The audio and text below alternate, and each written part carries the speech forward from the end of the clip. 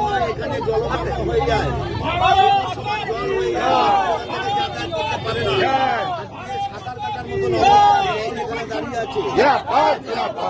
আমরা এখানে লড়াই আমাদের এই লড়াই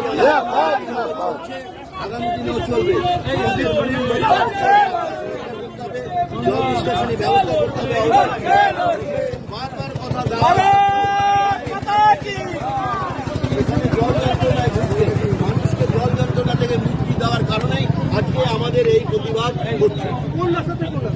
আমরা চাকদা চৌমাথা থেকে রথতলা পর্যন্ত যে রাস্তাটা কোমর সমান জলমগ্ন হয়েছে সেই রাস্তা পর্যন্ত সংস্কারের জন্য আমরা এই প্রতিবাদ আমরা করছি।